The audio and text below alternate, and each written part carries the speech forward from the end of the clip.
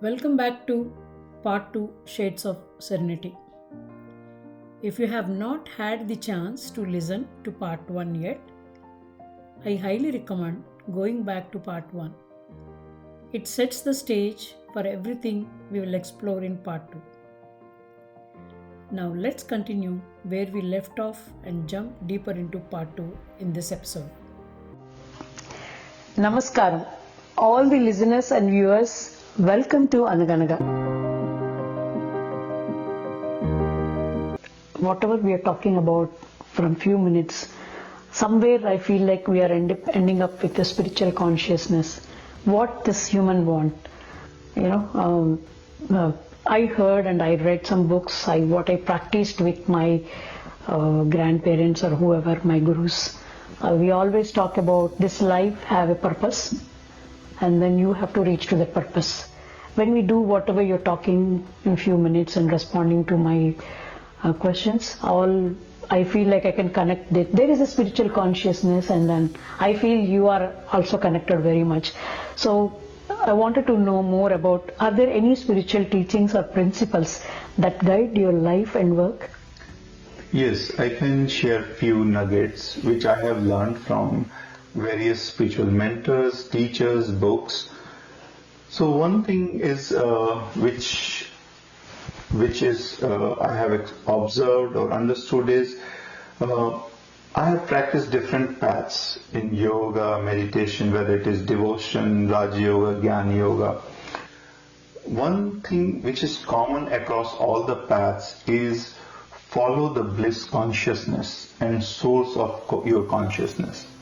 So in any path, finally it culminates into following or transcending to the consciousness which we all carry with. So that's one first principle, that it is spontaneous and it is simply going to go towards your own consciousness. That's one thing. The second thing, which is how to do this. What actually are the things which we should inculcate to get to this point? And it comprises of three things, which is also philosophy of Shunya Yoga meditation. That is called learn, reflect and practice. So first we need to learn authentically, and we need to invest ourselves in learning. The second important thing is, it is not only learning but reflecting and discovering our own truth into this. How I rationalize it, how I theorize it, and all that. And not only reflection, but we have to practice it in our daily life. So that is a second important principle in all types of paths, whichever path someone wants to take in yoga or meditation, that always be on learning, reflecting and practicing mode. So that's the second important thing. And now the thing is, once somebody has got into this, then share generously with everyone else. So whosoever is the inquisitive soul around you, we must share generously. Why? Because that way it will cultivate the entire society into this framework. And then it will make us as well as everyone else in the same mode or in the same boat, and that makes the world a better place to live. So these are the three things I will summarize again quickly, that follow the bliss consciousness and towards your source of consciousness. Second thing is learn, reflect and practice. Third is be a generous spirit. To whatever you have gained, give it to others. It actually triggers me to share one example, Rajeshi. I read in one of the book, you heard about Ramana Maharshi. Somebody approached Ramana Maharshi and asked for the Atma Gnana, give me the Gnan. And Ramana Maharshi was, and then after the Gnan he said, okay, once I took the Gnan, how should I treat others? He did not respond. He just looked at him and then smiled, and then he walked away.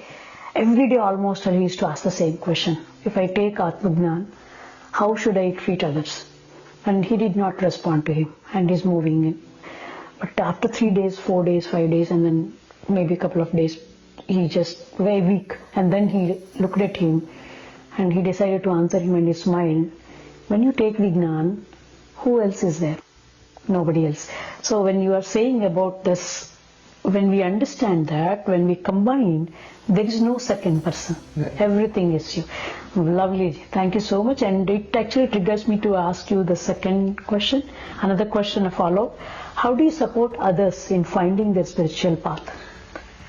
Right. So, if we see the state of world at this time, for all good reasons, we see that there are countless paths. In yoga, in meditation, and religious traditions have also given lot of paths. And it is a good and a bad thing. Why it is a good thing? Because it allows us to find a path whichever we want. So it gives a choice to the human being to follow a path. And what is the bad thing about this? It can create confusion and decision fatigue, which path I should follow. So what I feel is, in my perspective, one should actually do some self-inquiry and know their own temperament and tendencies. Once I know my own temperament, my own tendency, then moving through that path becomes more spontaneous, and actually the path itself will energize you. For example, if I am heart-oriented person, then probably bhakti yoga, spending time in devotional activities, is a better and an easier thing. Not that others are not right, others are also right, but it depends upon my temperament. And if I am more head oriented, maybe jnana yoga, where I can use intellect to inquire and reach to the source of consciousness or supreme consciousness. And if I am activity oriented, then karma yoga, doing selfless service. So I think randomly following the paths may create more confusion, but first step is to inquire ourselves and then probably orient ourselves to a defined path. And then later on we will find that all paths basically lead to the same conclusion, which is establishing oneself into the supreme consciousness, or we can call God consciousness or divine consciousness, whichever word we may want to use. So that is what is, I would say, somebody should do. And in SYM, Shunya Yoga Meditation, we also help people to design and discipline their yoga journey. And you can have a mentor, and if you are self-conscious, you can do it yourself as well. So this is how I would say I can support people, or people can support themselves, having a mentor to understand them better and then find their own path in yoga and meditation. Right? So that's pretty much it. Wow. Thank you, Ji. Thank you so much, and you very well explained from the spiritual point of view as a writer, and how do you influence and inspire others. At the same time, how do you manage or pursue so many passions, staying while staying grounded? Because as my interaction for so many years, this viewers also, listens also should know. This is I can say it's a live example. We always talk about, we say something, we act something. But my interaction with you, my knowing you for so many years, I always have this question: how Rajesh can pursue so many passions while staying ground? I'm very curious to know that. So, what do you say, Ji? Sure, thank you. So, one thing which I have noticed in my personal life, that if we are grounded in our own meaningfulness, what gives my life meaning, then even though we may have several different type of passions, they fall in place. They complement each other and energize. And I know, I'll say one thing which we all know. One thing God has given same to everyone is time. So 24 hours in a day is given to the president, to anyone working corporate, or even to a homeless. But how do we manage our time becomes an important thing. And that basically comes with the value. Like when we give value to the time, then the time gives value to my life in the reverse order. I think a little bit deep than this, that instead of learning time management, if we can learn attention management, where we want to put our attention in life. and that will be a helpful thing. So what I do in my personal life, I actually have priority based on my attention, which energizes me and what is most meaningful to me, right? Apart from the work, apart from the home things, and what other things personal passions are. And I have seen that once I start doing this, the things start falling into place automatically. So I would recommend to the young ones or to the other folks who have multiple passions in life to start thinking life from attention management perspective rather than conflict in the time management. So that will be my suggestions or recommendations. You said very well. Everybody got time. There's no say, okay, he's rich, he's a great. Everybody have the 24 hours. Absolutely wonderful way of putting. How do you manage your time?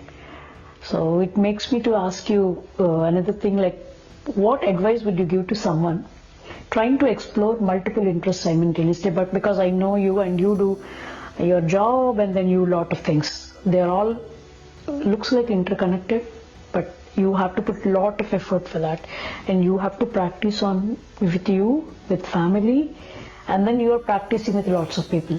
If somebody wants to choose, multiple things, or what advice would you like to give to them? Sure. So one thing everyone should look at or should put effort in is finding their meaning in life, searching the meaning in life. Why? Because once we have identified what is meaningful to me in my life, we will start putting effort in that manner, and the effort can be in different ways, the passions can be in different ways, but all will complement. And then it will not create a conflict in the mind, because conflict, confusion creates struggle, and struggle creates suffering, right? So if we have complementary things, then they will be spontaneous, they will energize and give us happiness. One analogy or metaphor I can use is, when we build home, we have single foundation, and on top of it we build the house, and that can have different rooms with a different purpose. For example, we can have dining room, we can have living room with different decorations, but they all are on the same foundation. If one has found meaning in the life that, hey, I want to live a life of meditation or in yogic methods, or whichever way, yogic lifestyle, let us put it that way, then we can, on top of it, one can use a service to fulfill their soul's purpose. Or somebody can use writing, somebody can use singing, whatever way somebody can use all these different passions, or even one life can have multiple things, but they all are grounded into one. So first thing I would advise is to actually dig deep inside ourselves and find the meaning in life, and then align all the passions around it. However, it becomes difficult to find the meaning, because we are actually struggling against things, because so many demands are there in the daily routine. So I would recommend that somehow, like whether I'm a youth, a youngster, or I'm a grown-up person, we all need to schedule some time to do this investment in our life. We need to put attention on ourselves rather than getting captured by the advertisements or demands of the external life. So that much effort we have to do. In Patanjali's Raja Yoga, there is a word called swadhyaya, self-study. So that is one of the niyama, that in a disciplined manner, I have to design and discipline my life to do swadhyaya, self-study. And with this self-study, I think the person will get to the meaning, and also the person will know my different passions through which I express my meaning and get fulfillment in life. So when I basically follow my passion, I get fulfillment and happiness. So we all want happiness, so meaningfulness, finding my passions, how I want to express it, and then getting the fulfillment and contentment in life. That is very helpful. So you used a word very catchy for me, self-study. We do all studies, but this is an important thing. You want to achieve something and you want to know about yourself, and you want to know what is your, as you mentioned, I heard spiritual consciousness is individual's choice and individual's capacity. So unless we know about ourselves, what we can do, what we cannot, and yeah, that's actually clicked me very well. Self-studies, yeah, definitely. I think everybody should do the self-study. Right. So we actually had a very detailed discussion about various passions you pursue now, but we did not get a chance to talk about your poems. I know you're a poet too. Can you read a poem for our listeners and viewers and for me too? Of course. So I would really love to recite a poem. And as the topic is spirituality, as the topic is yoga, meditation, so one thing, a benefit of yoga or meditation is that it brings elegance in the life. It brings the beauty of joy, wisdom, energy. And I will read or recite a poem on elegance, that when we are in the state or meditative state, the elegance flowers in the being. So that is the title of the poem also. And all poems I have written, they start with Beloved, as the name of the book is Beloved, Being, Becoming and Beyond. So the poem goes like this. O beloved, when the elegance touches the fibers of soul, the being feels one with the existence as a whole. Begets the love, begets the wisdom, with the warmth of oneness in the womb of freedom. The excellence fills the life to the brim. Contentment and gratitude become your favorite hymn. The being reforms into an incense of elegance, where the dialects of life are no more opposite, and the polarization occurs only to deposit. Thereupon, one never feels lonely, yet is always alone, and lives without any best friend, and the enmity is far gone. No one is your friend, no one is your enemy, all are with you. With a serious mind and a harmonious heart, enjoy togetherness and wish to never depart. Prefers to trust than to doubt. Prefers to trust than to doubt. Offers silence in strife than to shout. Dislikes laziness and dislikes any addiction, but a heart full of vigor with thy's benediction. Always busy with something to attend, but remains easy as no fear of the end. Feels life rather than think about it. Examines thyself rather to blink about it. Simplicity shines in the harmony of three. Intention, word, and action are one, to fulfill with joy and lives gap-free. O beloved, it's worth exploring the beauty of elegance. O beloved, it's worth exploring the beauty of elegance. Let the elegance flower in your being and shine as the beauty of thine. Let the elegance flower in your being and shine as the beauty of thine. This poem is about cultivating elegance through yoga, through meditation, through inner journey. I hope you like it. Yeah, thank you so much. Wonderful.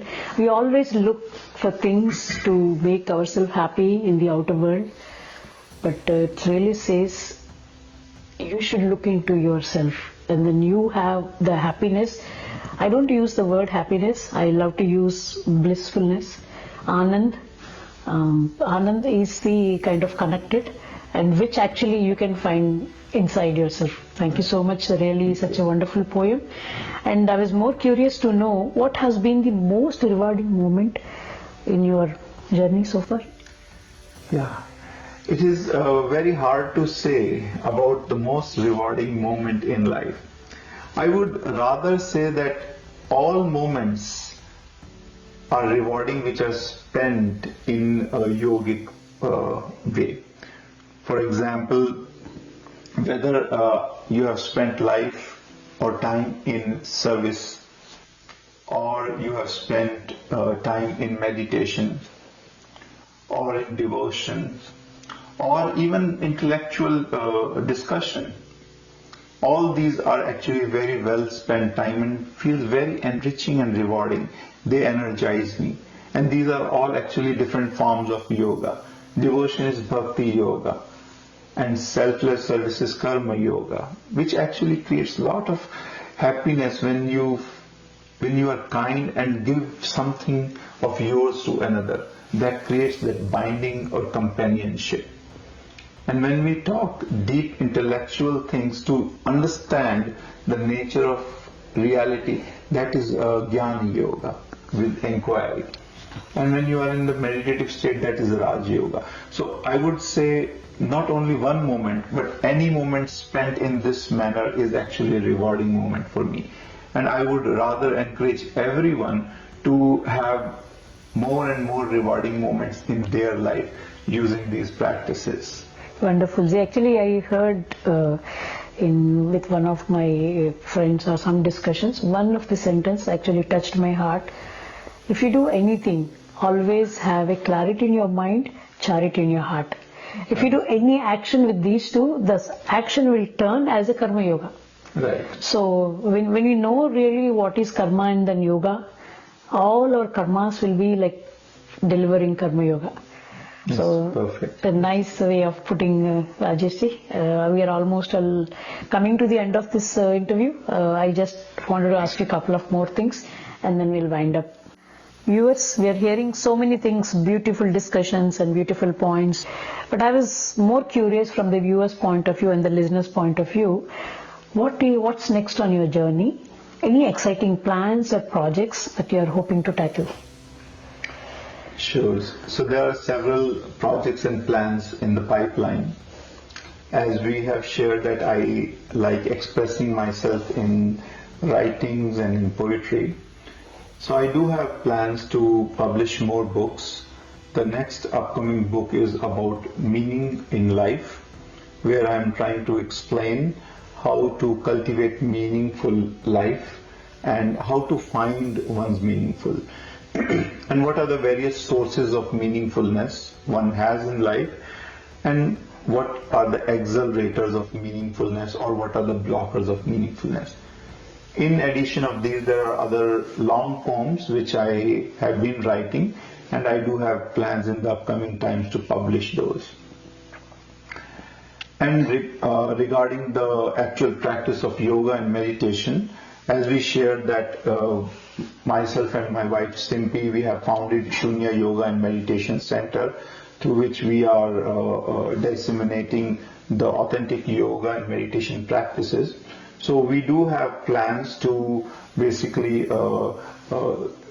enlarge it or enhance it through an online center, so that more and more people can learn these things, and also create talks where people can engage with us and learn these things and have more of a rational mind to understand these things. Like I said, learn, reflect and practice, so that we can learn it authentically and reflect it and acquire it through certain methods and then practice it.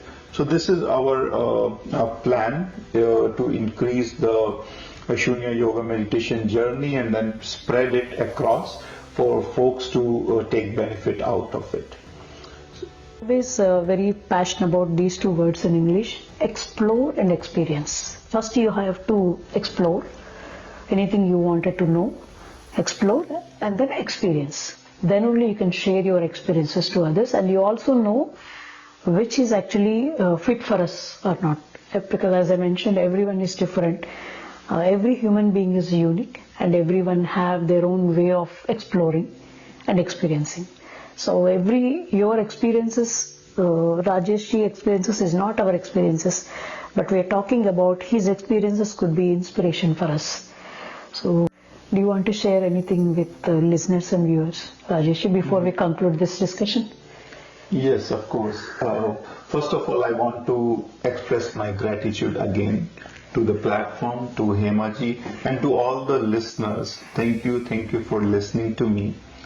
And like we are talking about inspirational things in yoga, meditation, and basically self-inquiry, I would again encourage everyone to take time to invest in their own holistic health, happiness, and harmonious prosperity.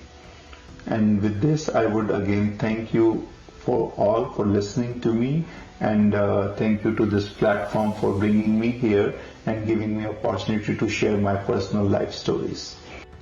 Thank you, Rajesh ji. In your busy schedule, you gave a time to Anaganaga, and really so much valuable information today we experienced, all listeners and viewers. I'm really, on behalf of all of us from Anaganaga, I'm thanking Rajesh ji. So much information we got. Now we have to go through it, and then anybody is interested, please reach out to them to know more about yoga and mindfulness. But from Anaganaga side, this is the Anaganaga is going to present. I hope you all liked it, and thank you all of you for sparing your valuable time for us and listening this episode. So this is the episode of Shades of Serenity. Thank you, everyone. Dear viewers and listeners, to learn more about yoga and meditation, please visit their website shunyapragya.com. SYM stands for Shunya Yoga and Meditation, and their website is shunyapragya.com. Let me spell for you: SHUNYAPRAGYA.com. shunyapragya.com. Stay tuned to Anaganaga to watch my upcoming episodes. Thank you so much.